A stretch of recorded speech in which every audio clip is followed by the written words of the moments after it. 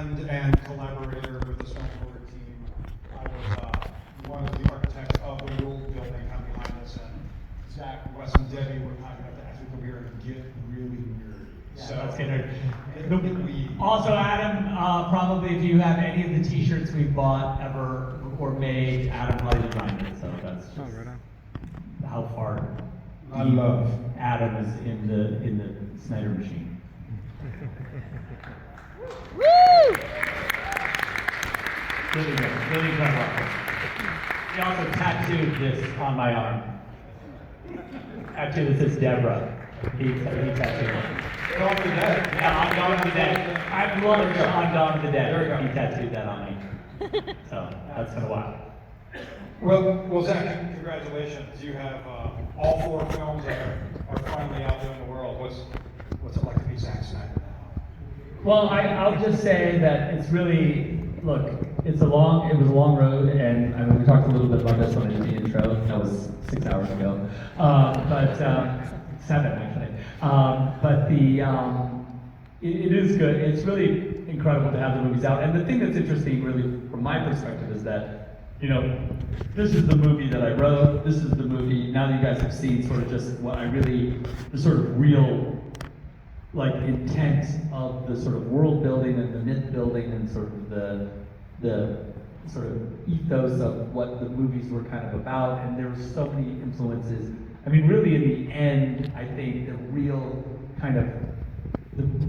hardcore kind of why of the movie was, you know, the transcendent part, the part that's not Star Wars, is really the sort of heavy metal, like, part of the movie.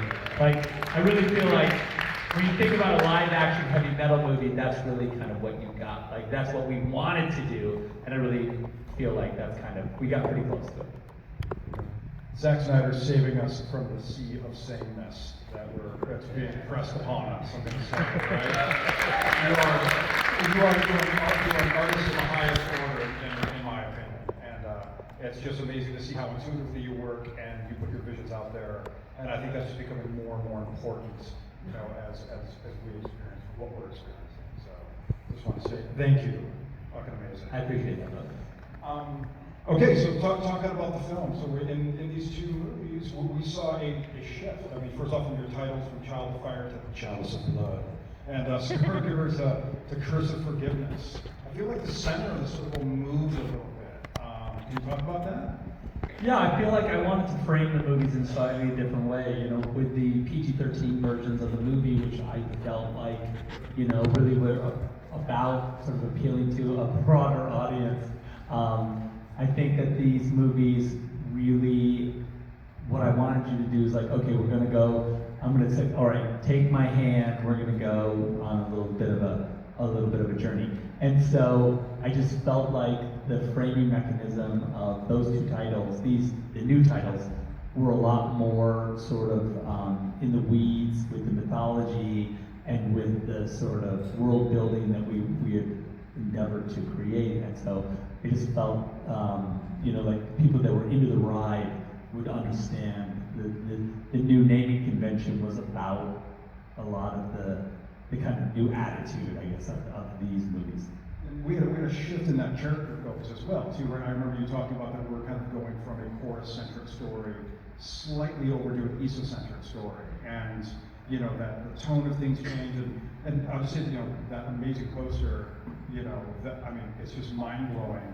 Sort of, you know, moving over to Issa and the Isian myth, you know, and all the lore of Mother World there, right? Like, and then we have the wolf and the shimmering sky worm wrapping ourselves around her, and all of our symbol sets there. Like it was a shift.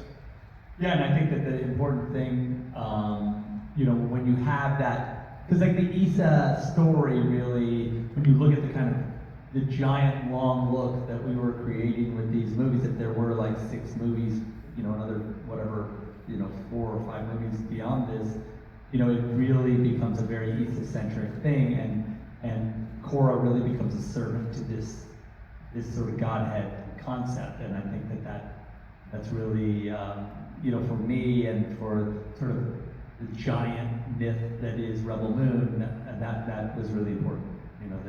you start really establishing the sort of the gods of the world and understand that what their importance are and how they're going to come back and everything they're going to do. Yeah, I wanted to say that.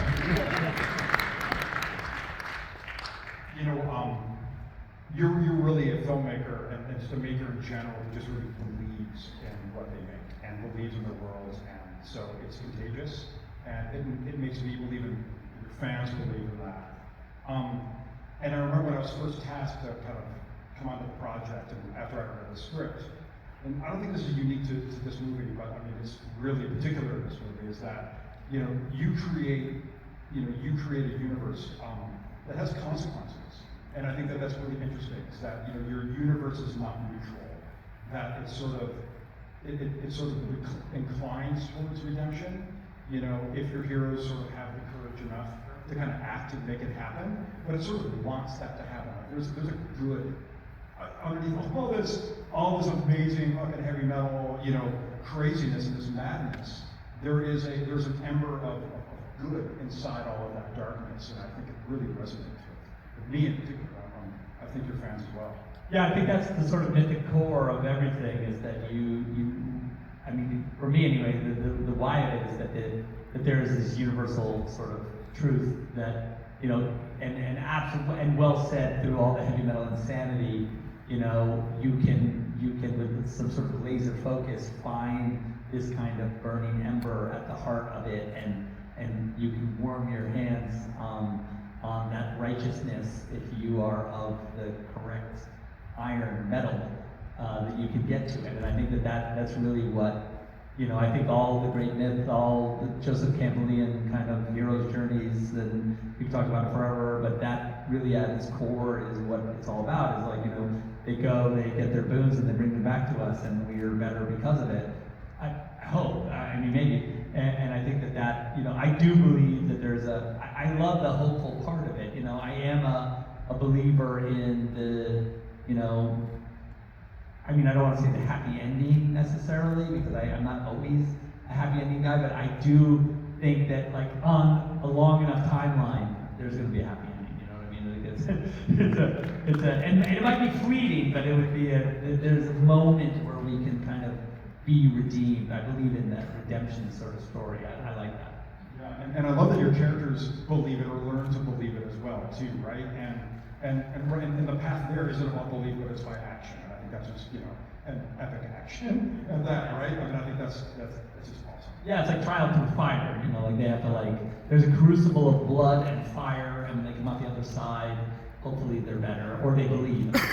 Maybe they haven't achieved it, but they think they see a way. And Mother World itself, sort of we'll get into this in a little bit, but sort of does its best to sort of get around those consequences, acts like it's a might makes right civilization, right? And the crimes or the sins it's created against the universe sort of have a response, right? Sort of create the circumstances in which in Esau, not just this, but in Esau will arrive and redeem the universe. Right? Yeah, because otherwise there's no, kind of on that note, the idea of myth in general, like this concept of myth, requires the sanity of the universe has to create an Isa, almost. Otherwise, it's pure chaos, and there's no redemption or anything. So, to my myth-making mind, the crimes of the mother world always will be answered by an Isa at some point. So that's just cool. That's just cool. Yeah, and you was chaos, just because we're getting deep in this. It was something that was always in the back of my mind, that this is sort of a struggle of law and chaos. I mean, got my Michael Moore, and just sort of it seems to rhyme with that in a lot of really interesting ways.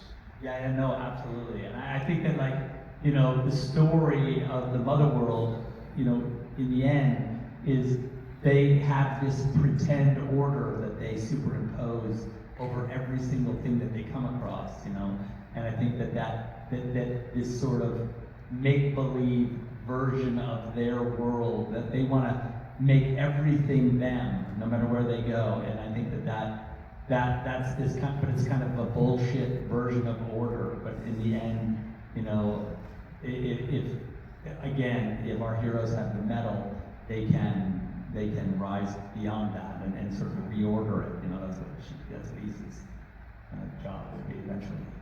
I love that. Yeah, that sort of unification of force. You know, that they're smothering and make it small and simplify, right? And even that was sort of behind the design of the alphabet, and right, and their symbol sets about making things geometric, simplifying the language down to as few characters as possible while maintaining English. You know, again, just crushing things down and to control it, right? That sort of Adam designed the all the fonts for the Mother World, and when we were talking about what they should be, we had a lot of these conversations about like make sure, because there's an ancient version of the sort of Imperium writing, which is like a little more scripty and a little more beautiful and elongated. But then as we get closer to this version of the Mother World's forces, they get more and more like simplified and boxy and squid, more. They're trying to make order out of chaos, and you know, and the script kind of tells that story. So it's really, we tried to do that in every way. Like when we were working on the movie, like all aspects of design, whether it be the costumes or even the sets and everything, you know, we would always have these philosophical conversations about, like, can we superimpose another story on top of the design story that you see, sort of the aesthetic simplicity of what, you know, okay, the guy's got to dress like this in order to, like, you know, we can't have him naked, you know, you start there. And I think that, like, you know, but then you say, like, oh, this would be a cool uniform, and then, like, you say, okay, but now that we have a cool uniform, how do you deconstruct it and superimpose onto it these kinds of little stories so that every little design element of the movie tells a greater story about, like, the world, you know? And I think that was fun. For me, it was super fun to kind of do that in every, because when you're creating something like this from scratch, and you don't get anything for free, you know, like there's no location that you can go shoot at.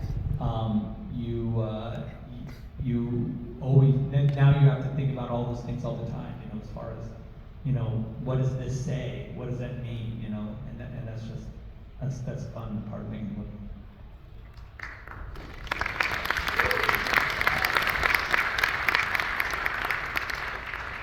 All right, let's zoom out here a little. You had talked, this is not, the difference between these 4 films, it's not just bonus material. I mean, you have different selections of different assemblies, different shots, different color, right? Different color, yeah. Yeah. And you had said to me, and I thought this incredibly interesting, is that there's slightly different stories. And that led to a conversation about what happened over time. Yeah, we were saying that, like, if, for instance, if we made more movies, that the R-rated version of this universe would start to separate from the PG-13 version of this universe even greater than it does in this version of the movie. Because if you think about, like, even the timelines within the context of the movies are different, you know, like they find the scout ship sort of at a different time, like everything is slightly different. And even the characters themselves, you could argue, sort of have different experiences, or we understand them this differently. And so I think that you know, over time would make itself, it would compound itself over time and then really start to sort of separate the two universes. So that's a fun thought experiment that we could probably spend a couple of weeks talking about, but we don't have to. That's cool. And maybe sort of getting into some of the particulars here. We had talked about Isa and sort of the thrice-born redeemer. I think it was a phrase that we had used in the past. And we see sort of glimpses of previous incarnations in the backgrounds of some of these, in some of the scenes in here. And I don't want to talk too much about that, but it's kind of interesting. Well, yeah, and there's that cool painting where she's blowing the giants up, you know, because there's this whole mythic battle that happened sort of in an ancient time on the Mother World, where there are giants that walked the planet, I guess, is at the Earth, you want to say, but it's not really the Earth. I guess it's is Earth. Anyway, and so, you know, Issa was called into this, like, Issa was born and sort of came into her powers during this huge struggle, and that was one of the myths that we've talked about, is where she blew those giants up. Because, you know, you can imagine that the collies would eventually, if they were to like free themselves from all the dreadnoughts, because every dreadnought then probably has a collie in its engine room that, if given the right circumstances, could be released, and, you know, those same goddesses, if they were walking the earth, would be formidable in a conflict, I think. So that could be a cool. And then even if you look at the sequence where they're in the garden, and Belisarius and Cora are talking, Arthurius, I guess at that point, are talking about you know, killing the princess. If you look closely, there's all these like giant skeletons like in the ground all around in the field. So, you know, through some zombie magic, they can be resurrected, and we could have like a skeleton versus collie battle at some point.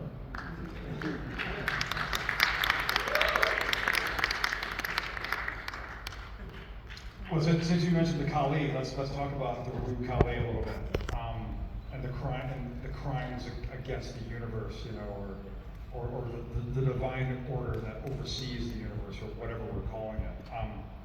One thing I always find really provocative is when you describe the Kalis to me for the first time, and the metaphor that arose from that of literally we have these, you know, these giant women, these atomic Valkyries that are from like this higher dimensional order, that through trickery, right, are pulled into our prime material realm, and sort of their bodies are bound and then used to fuel the war machine. Like, there's just, again, this is sort of one of those glimpses that I think, these glimpses that you have and sort of bring it to the surface, and it's like, holy shit, that's fucking genius, right? Yeah, it's fun too, because the idea that the collies, like, we were, to me, it was like, I was imagining like, okay, so the Imperium like sort of ran up against their ability to sort of, you know, there's a huge problem with resources that, you know, to conquest space, they were using up all the natural resources of Toa, and pretty much like, you know, pretty much like, or Moa, sorry, of Moa, and pretty much had like, were exhausting their own world. And so the high priests of their world had divined this other dimension, and literally that, there's this animated film that we've been working on. I don't know if we're gonna make it 100%, but we're working on it.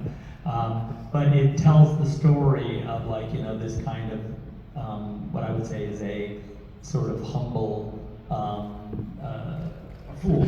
Yeah, and a, you know, like a guy who works at the DMV, basically, who discovers who is the patsy that gets sent sort of dimensionally to find these collies. And I think the idea, you know, to me was that what seems like a discovery through chance or circumstance turns out to be like this very carefully calculated event that the priests, the Ministry of Information has like created to like get the colonies, because the idea is like once they've captured the colonies, they have this sort of infinite resource that can jump them, you know, not only is it this massive power source, but can also fold space and make them be able to travel and conquer galaxies rather than just their little star system. So that was really a massive move for them. But inside of all of them now is these it's like Trojan horses that they've created. You know, it's been, you know, 1,000 years and they forgot that, you know, it's like Samson. It's like the Samson story in some ways. Like they just see the collies as like an engine. They've forgotten that they're like actual goddesses inside those shells. So yeah, it's fun. Yeah, and Motherworld itself, I mean, this is sort of a reoccurring theme with them, right? Like in the sense that they make these technological jumps, that instead of improving their lives, they make them more desperate for resources because it's like their hunger devours them, right? And this is just, a great example of that. Yeah. And then I guess one of the things about that too is that, here we have this crime again against the universe, and then the universe responds, 1,000 years later. I mean, universal time is large, And also for a goddess, you can imagine that like 1,000 years is not a big deal. It's not generations of Motherworld soldiers sort of just really solidifying their philosophical point of view in regard to the collies makes it even more ironic and ridiculous eventuality, in their own demise. So that's a cool two locomotives running toward each other in this universe. And then they decide to kill the Redeemer, right? Like, and they kill the Redeemer. Yeah. Now they're off the map. You know what I mean? Like I think this is the Imperium is sort of, they're off the rails. There's everything's crumbling around them. I mean, this is sort of it. Although it seems like, I think to Belisarius, the idea of killing the princess seems like a really great idea, and feels like the only way forward. And I think that's a cool and incredibly short-sighted. Yeah, the logic is sound. The logic is sound, but sort of in a cosmic sense, it's like obviously you just put a gun to your own head, and that's as I go down. All right, I want to talk a little bit about Toa, the first 20 minutes of the director's cut. One, it sort of rhymes with this idea, that this might makes right. It's so Roman and biblical, right? And it feels like end times, and just based on what we were just talking about, not only end times for Toa, but also, a civilization that does this to other civilizations can't last. That this is like they're turning the universe into a literal hellscape. And this is the first scene where we meet the priests and the teeth. Yeah, we get more teeth in this movie. Obviously, I have some sort of tooth dental obsession. The soul is in the teeth, Could be. We don't know. But it's a cool metaphor. For like snatching something, like taking a prize, from, it just seemed cool. I don't know why. I was like, maybe there's like a picture frame with thousands of teeth on it, and whoever they kill, they like take the tooth and they put it in. It's mosaic. I don't know. But does that sound cool? I don't know. Yeah, that's like when this is what it sounds like. Well, I think it really provokes some interesting ideas, and I think, although the teeth, you might say, is more symbolic or ritualistic, we do have a scene where Noble orders after killing, what are the guy's name? It's from Providence, right? They get the information out of him after they kill him. Yeah. He said dissect his brain. Dissect his brain, yeah. Information out of it, right? So we have that, and we'll touch here in a minute. We'll talk more about Oracle Steel in a minute, but we have this idea that, and I'm gonna even throw like sort of the bloodline as well into this, is that substance, especially biological substance, is not only in principle, but holds memory or certain kinds of information that is indeed extractable. Sure. Right? That it's.